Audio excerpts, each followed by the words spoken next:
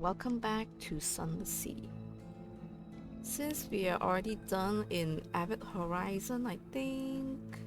Oh, port, yes. We shall go to Hideaway next. And then we'll go to Estival to restock on supplies.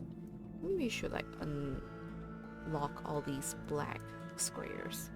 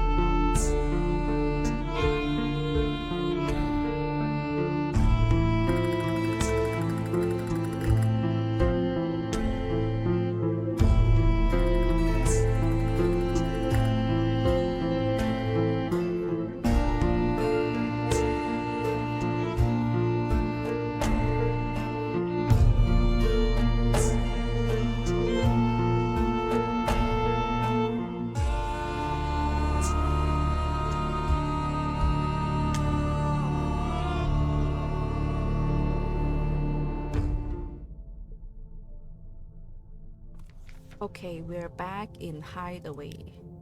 Let's get a port report. And then... let's inform the Sprightly Visionary that the 7 against Nida have returned. You recognize him from Miriam's bone statue. He is Arik, the 7's captain.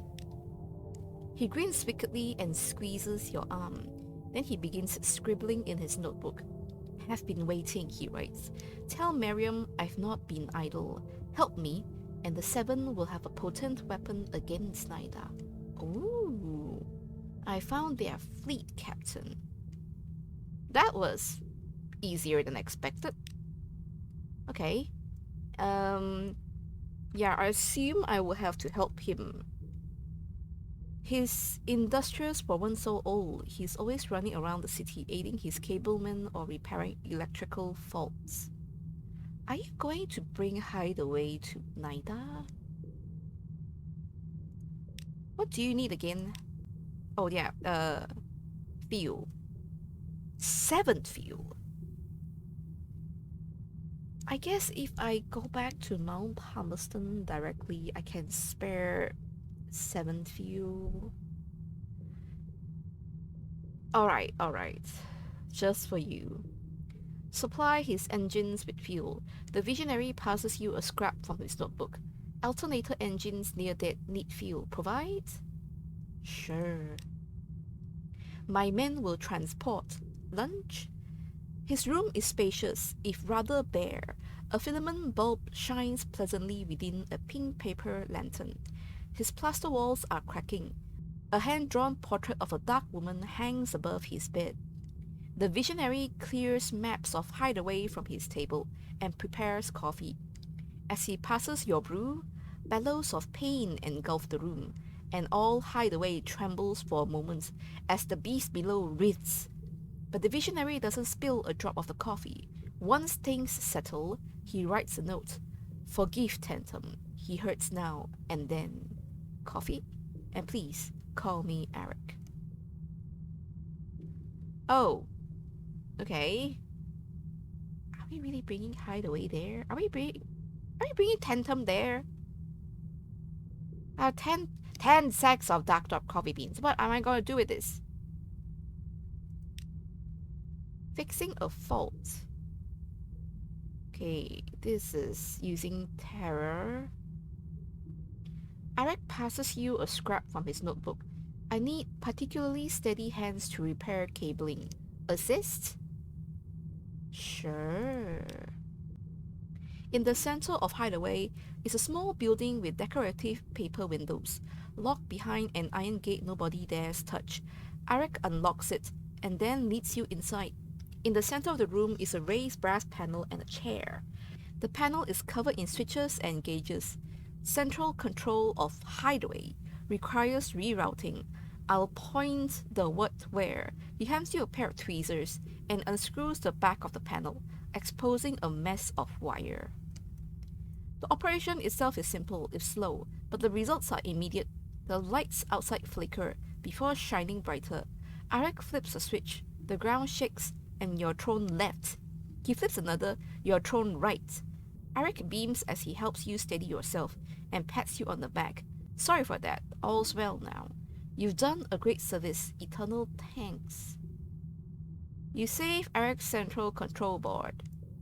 I've gained a secret, okay. I guess that's done? Is that all for Arik? Okay, I guess that's fine. Let's check on the investigator then. Ah, there it is. Miserable realizations. The investigator is curled on his bed, but sits when he notices you. I need something to help me relax, clear my head. Anything. I'll try anything. I have prisoner's honey, coffee, and mushroom wine. Hideaway is doomed. It'll crack or be left on the Z floor, citizen, and I'm the only one who knows. His eyes are bleary red. It's tantrum. The beast is growing. Chef already shed its shell, but I guess it's willing itself to hold on. It can't beat biology though, can it? It's going to outgrow Hideaway soon. He drags himself from the bed.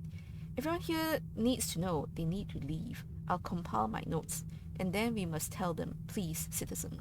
They won't listen to me. They dislike me. But if you said something... Oh, it's a fact. Tantrum will outgrow Hideaway, destroying the city. The impolite investigator wants to tell the people. Okay. I got an extraordinary implication. Nice. Oh, now I have something for the Sprightly Visionary. He's waving to you from a brightly lit alleyway. A request. The Sprightly Visionary shows you a page of the notebook chained to his wrist. He has written a request for you. Between you two, the investigator threatens to destroy Hideaway and everything you and I have worked towards. He must be killed. Oh. Oh. Oh. I do want to be immortal though. I need Arik. I don't really need the investigator. I don't really like the investigator in the first place. But does he deserve death? I assume if we need to attack Naida, we are going to need his help. So I am going to accept and murder the investigator. The sign showing you accept responsibility for a task. You must cross your arms to grab your own shoulders. Then Arik tuts and stops you mid-acceptance. He scribbles you a note. No time. You know where he sleeps. Suggestion, smothering, less obvious. Once you read it, he tears the sheet from the pad and eats it. And it's 2 days before the investigator is discovered. He died in his sleep. A peaceful end. If anyone wonders why his skin was a blue tone, they are too polite to ask. Okay. You ensure that Hideaway will be well maintained for Arik. Yes. I assume that if everyone leaves, then no one's gonna work together to move Tantrum. Yep. Game 1 Tale of Terror. Oh no. Game 1 Iron Nice. The truth is that all's well in Hideaway. No one knows otherwise. Except me and Arik. Let me see. I can fulfill a last request.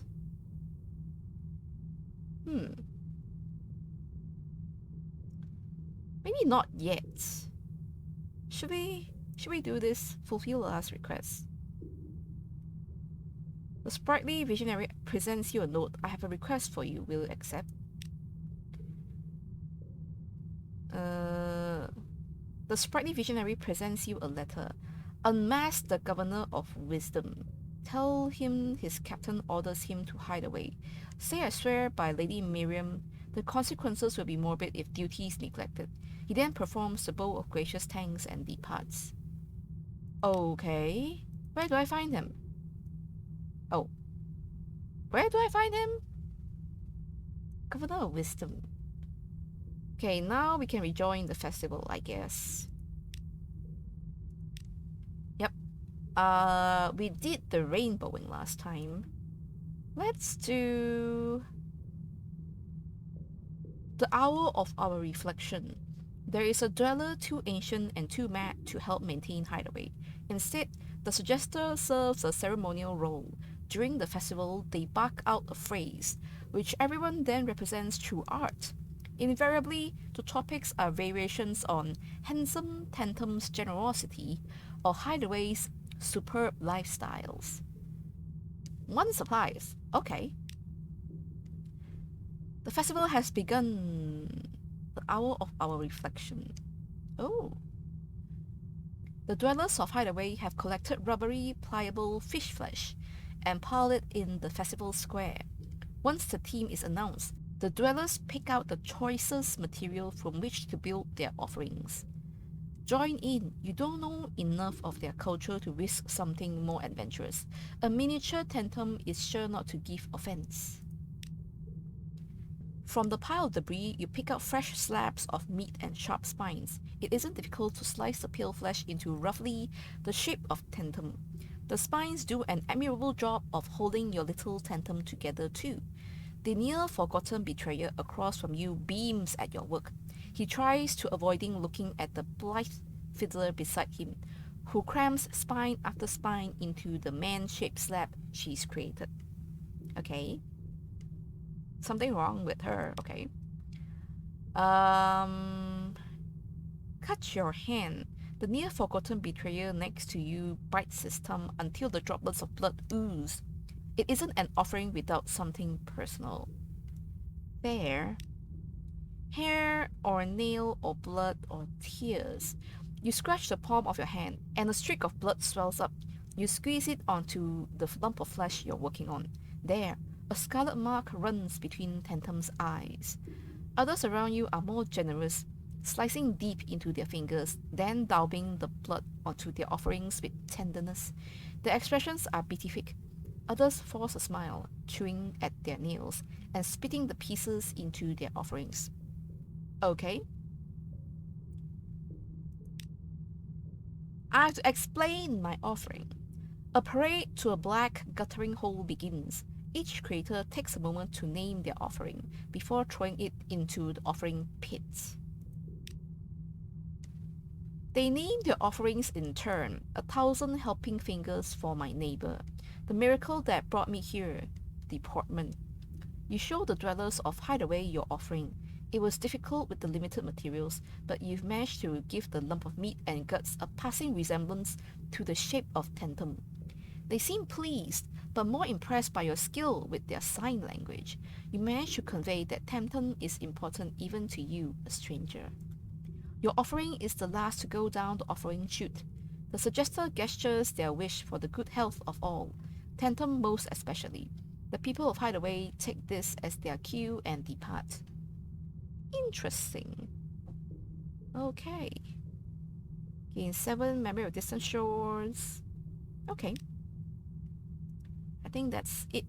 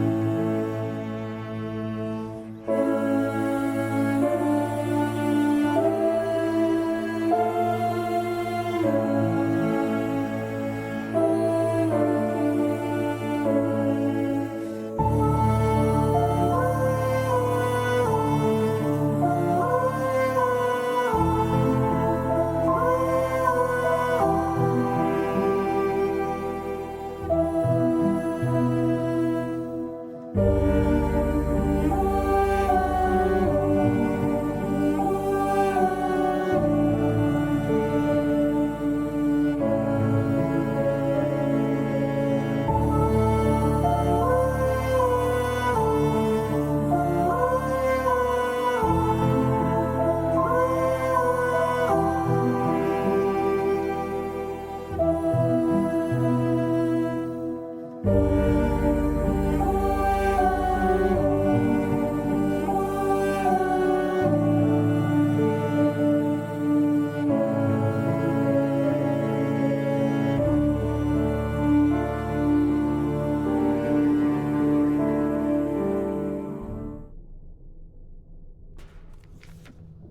we're back in NT. I've cured all of my sharpness. Does that affect anything? Let's get a port first. Oh, why is it locked? Oh, I need sharpness of the spleen. Oh, I shouldn't have done that. Okay, spleen. Spleen. Go sharp in the spleen, yeah. But then I don't have anything for Rosina.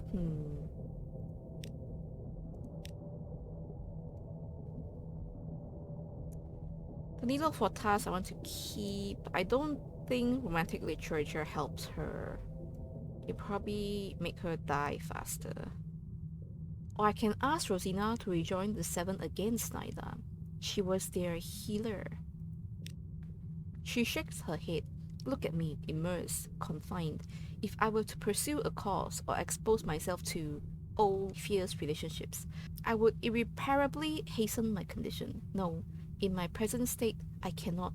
Perhaps if I will recover, or perhaps Miriam can suggest a replacement, I would understand. Okay.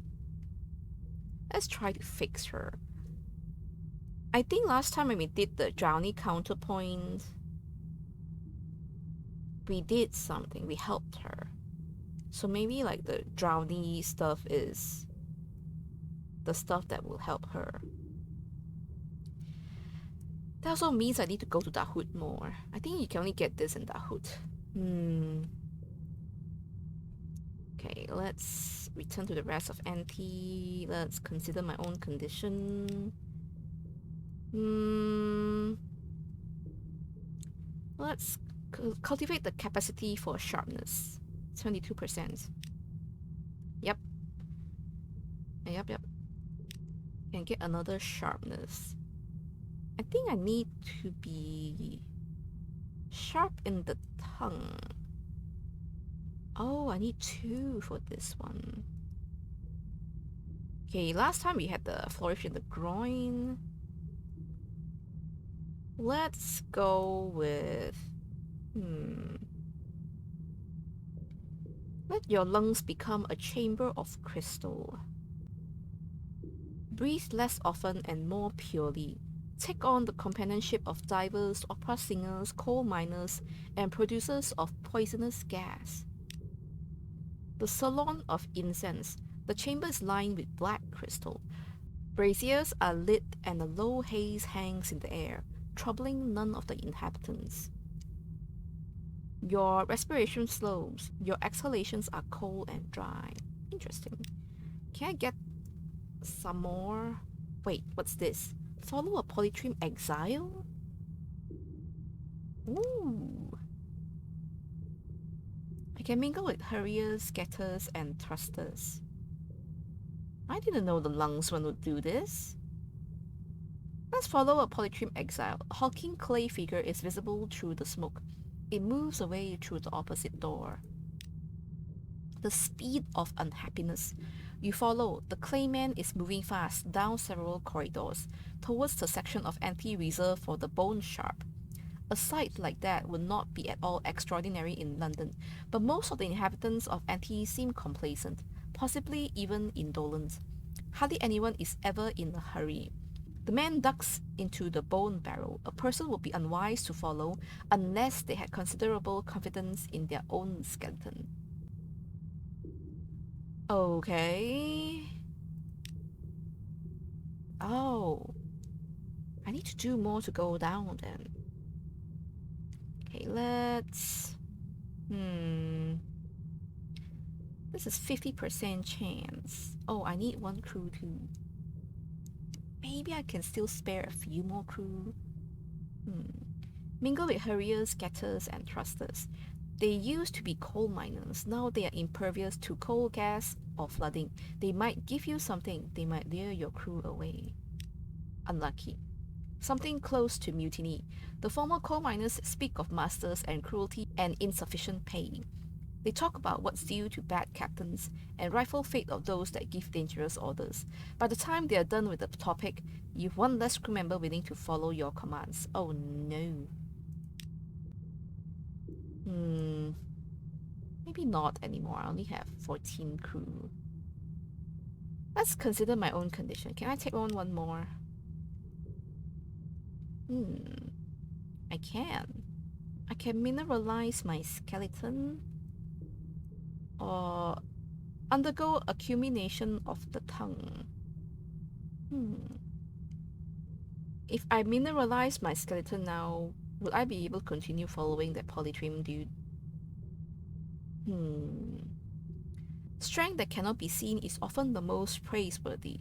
Walk among the labourers, the circus strong women, the persons of iron will and unshakable integrity. The bone barrel.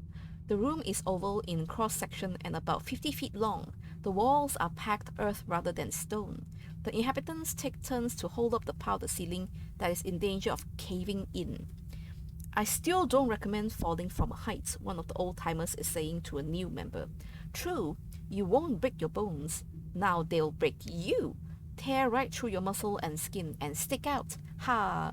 Unless you grow the rest of the way and grow a sharp skin. But, he shrugs, bit tasteless that, isn't it? Okay.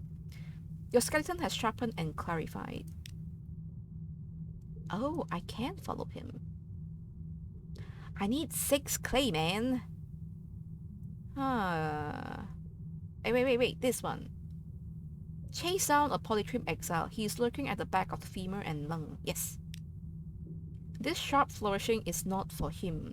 The femur and lung is a drinking house 2 passageways along from the bone barrel. The tables are crowded with miners and fungus. The clay man is ignored by the company, unwelcome. He shows you the palm of his hands, where triclinic crystals grow every which way, ragged and disorganized. It is difficult for clay to go sharp. Sometimes it succeeds, but the failures are awkward. Polytrim make it clay again, heal everything. Okay. Oh, you want to go back to polytrim. Okay. Maybe? Or is that the hint that I should go to polytrim to heal my sharpness? I think that's it, right? Okay, I can bring Clayman here and set down Clayman in the Tavatine Vault. Next time, let's practice holding the ceiling in place. Care to bet on your strength against the other denizens of the bone barrel? Sure. 15 echoes. A proud display. Your skeleton bears a lot of the pressure, and your muscles and the ligaments have been strengthened too, but much still depends on your muscular force. The weight of rock depends on your shoulders, your legs and your lower back. And how can anyone support all that? But you managed long enough to win a hearty cheer and a heartier drink. Nice. I think that's all I could do here, right? Should we try this one more time? I lost my proof. Okay, no more. No more. I'm afraid that the ship would go a little bit slower, but I think we're on our way back for London, isn't it? Okay, that's all for here. Let's go to Scrimshander and then Undercrow.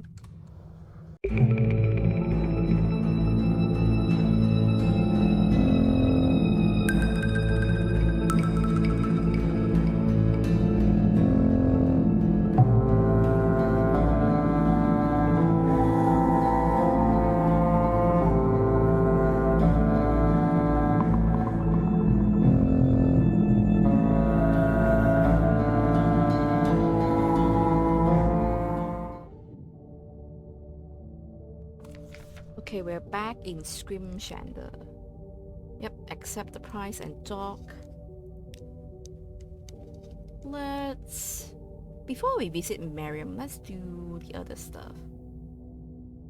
Yeah, we have to go into the Ivory Archives. Let's get port report first. And then we'll assist an ancient chronicler. A bandaged monk sits attempting to carve a tail with a steel-tipped quill. This is not work for a trembling hand. A day dictated. Yep. Yep. Okay, I got 2 time in the archives. Let's go to the stage of history. And then I think we can either give coffee or wine. Let's give coffee. We have a lot of coffee this time. Yep. Right. Oh, 1 sack of dark drop coffee beans. Oh, the fuel of history. The guardians of the archives can barely contain their greed. While theories differ on what drives history, it's agreed that historians themselves are driven by coffee. Fair. Okay, 1 sack equals to 2 time in the archives. What about wine? Yeah. Wine only gives 1. Coffee is better. Ah. Okay, 9. Okay, 9 should be sufficient to look for the hero anyway. Okay. Let's go back to amphitheater. And let's go into the ivory archives. Yep. Okay, let's continue downwards. Okay. Steel yourself before a dread visage. History's horrors are too numerous to count, especially when their results are so difficult to face directly. Unflinching examination. You've seen worse. You've had worse done to you. In fact, you've probably done worse to others, but only to those that deserve it. I mean, I got skin for a cigar. Okay, continue downwards. Yep. Bone quake. A shower of bone dust falls from above. Then a trickle of water. Suddenly the bones supporting this passage crumble above you. Run! A narrow escape. You look back on the collapsed tunnel behind you. In the puzzling remains you find the culprit, a burrowing bone worm, all teeth and cilia. Good for bait, bad for remains, and mercifully crushed in the passage's collapse. Okay. Let's continue downwards. There, unearth a heroic tale. Deep within a forgotten corner, a grinning skeleton bears a catalogue of extraordinary deeds. The Chalonid's champions are bound to be interested. The captain who lived. Ships have always sunk into the sea. Sailors have always drowned. But there was once a strong ship which did not fall to the ordinary fate. It was swallowed by the waves, and all hands were presumed lost. But it was not so. By their captain's leadership, the crew survived their own destruction and made a home in the wreck at the bottom of the sea. In time, the captain became the queen and, through blasting powder and treachery, managed not only to provide for the city, but to expand it. A queen, you say? Is this a reference to an Untersea port? Not that I can recall at this moment. The Chalonid's champions will pay handsomely for what you've discovered. Wait. It couldn't be the guard pole, isn't it? Couldn't be. It's a heart. Oh, maybe not. Okay, let's continue downwards. Love dies. Stumble upon mummified remains. The remains in this ancient hallway aren't bone, but mummified remains wrapped in linens. Oh. Ah, okay. This is the one, yeah. We get a bale of parabola linen. How many more? I have a lot more. Attacked by a mad monk. Okay, I think this one I've seen before as well. Yep. Okay, so it's the mummified remains again. I think we've seen... Let's finish all of these. Explore a lot of passages clogged with half-finished statues. Both its walls and the statues are made from the near black bones of sea beasts. Oh, this is a new one. You examine a sculpture. It shows two gentlemen, one of the Canade, the other European, and a woman of the elder continent. They are leaning together, their foreheads touching. The lower halves of the figures are unfinished.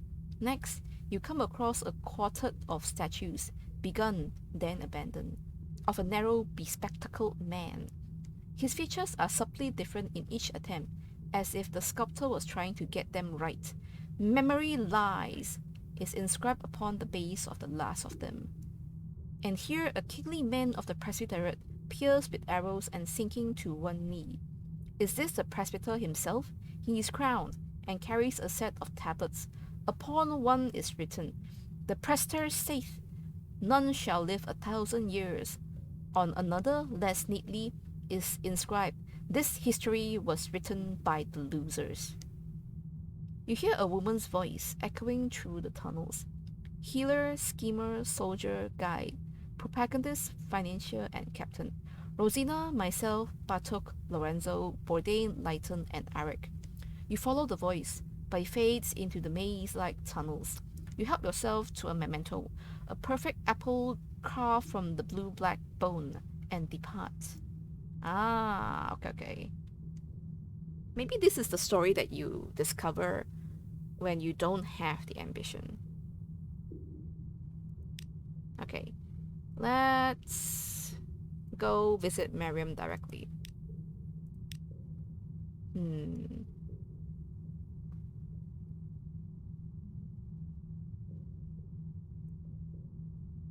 I don't think I can do anything with her. Okay, there's no new options with her. Yeah. Let's go back to Scrimshander then.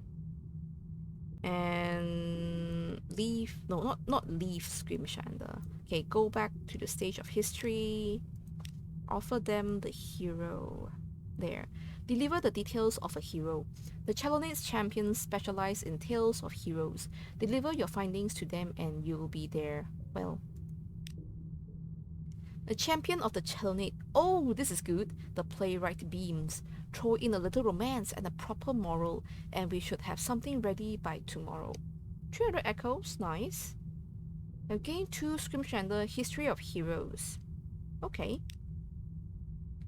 I can now watch a heroic play. The Chalonnade's champions promise the tale of a lone hero who changed the course of history based on historical evidence. Often enjoyable, occasionally accurate. Truly, this is what heroes are made of: courage, charm, and an ample capacity for violence. The moral is clearly defined. The prop horses are surprisingly well painted. How considerate of history to provide such an exemplar of heroism. The crowd roars its approval and keeps the glib historian busy with demands for more wine. His efforts to serve the unruly lot deserves a play of their own. Okay. Is that all? Oh, this is the one. Never mind then. Agree to search the... Wait. A different one? Agree to search the ivory archives for a pattern. The drowning chorus sits dejectedly in the corner, griping about the hero worship on display. They'll pay well if you can research the societal context to the figures on stage. The quest for context. Heroes are merely the products of their time. These fools celebrate the pearl and ignore the oyster that made it. Help us tell a more responsible tale, and we put things right for now at least. Okay. Okay, I got a lot more coffee. Let's give them... maybe some wine too? No, we'll give coffee. 5 should be sufficient, right? Let's go back into the ivory archives. Continue downwards. Bonequake. One strange catch. Continue downwards. Question an ancient assumption. Okay. Continue downwards. Story's end. Unearth a portrait of a time. Travelers of all eras from across the need have been brought here to rest. Perhaps something can be synthesized from their collections. Fashions of the day. There is a king who sees a city which delights him. He longs to rule it, though it can never be his, but he is unperturbed. He may have a fantasy of the city, and that is enough to satisfy his whim. No power in the sea cared to stop the city from rising, and so the king populates it with subjects at his discretion. They live in a phantom reality, one that is beautiful enough to disguise its truth. The drowning chorus will pay handsomely from what you've uncovered. Ah. Is this about Dahut? Is that what you need?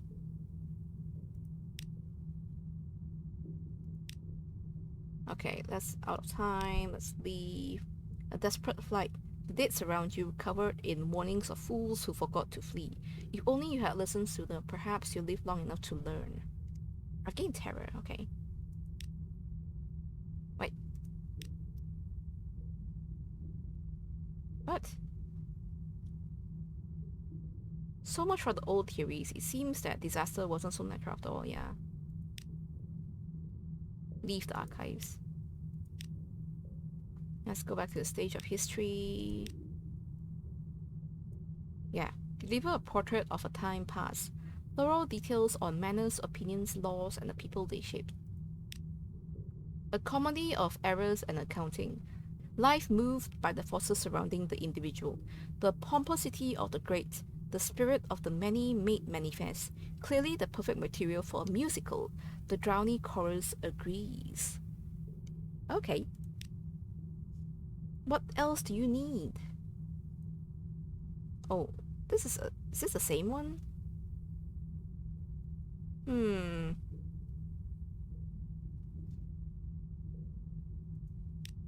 Maybe I need to do this a few times. But maybe not this time. How many more? Okay, let's give 2 coffee and 1 wine. So we have 5 time in the archives. Let's do this one more time. It seems we do have a lot of coffee and wine. Yep.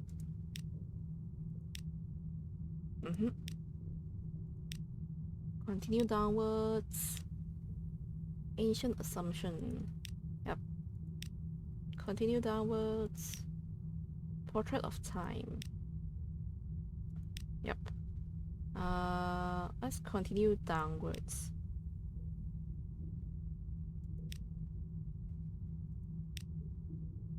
I've gained 1 scintillate.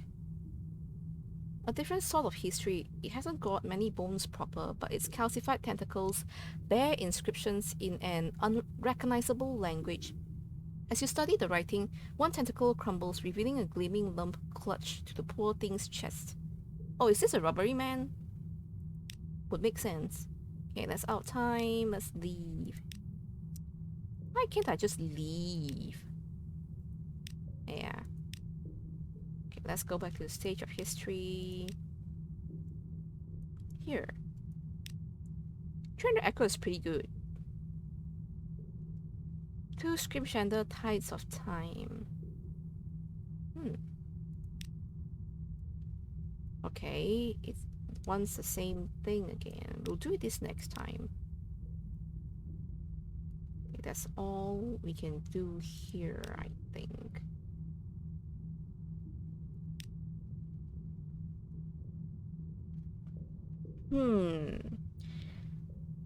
Since we do need to leave something behind, let's just use up all of the coffee. I don't think we need coffee for anything else anyway. And 1 wine. Yep. Let's go get another thing for... wait. Let's go get another drowning hymn for the drowning. Continue. Unction some... Continue. Bone Quake. Continue. Portrait of Time. Yep. Let's search for the exit. Onwards and upwards, the bones are fresher, the tales more recent. Leave the past behind. Heroism debunked. My master's name is cheered throughout the land, but none must know of his terrible secret. Definitely no saint, oh my. Such things simply are not done, especially not to a leper colony, although one assumes that would make it easier. I've lost a history of heroes? Okay. Let's leave the archives, yep. Then stage of history. Give them the portrait of a time past. Again, 2 tides of time. Oh, I can do both now. Oh. Agree to search the error archives for a hero. Is this just a way to make money? Or is there something to this? Maybe next time. Maybe next time. Okay, let's leave Screamshander. We shall... Should I leave something a little more tangible just for the story?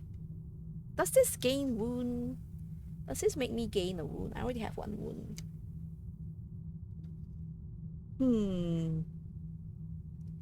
Let's do either the vitality or warmth, just for story's sake. We got a lot more iron. Leave behind vitality. Stack bricks of bone and ash to build the tower and earn your leave. Brick by brick, the tower is built. The guards take you to an upper chamber.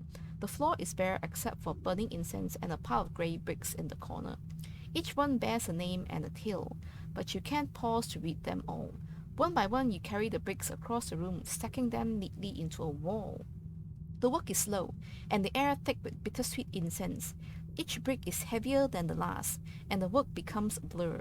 Sweat beads and trickles down your back, running down your face, soaking through your clothes, drowning you in salt. You awake from the dream with a start. You are clean and dry, lying in an unfamiliar room. You pull yourself out of bed with great effort and leave the grey brick house behind. Oh, interesting. And now I leave.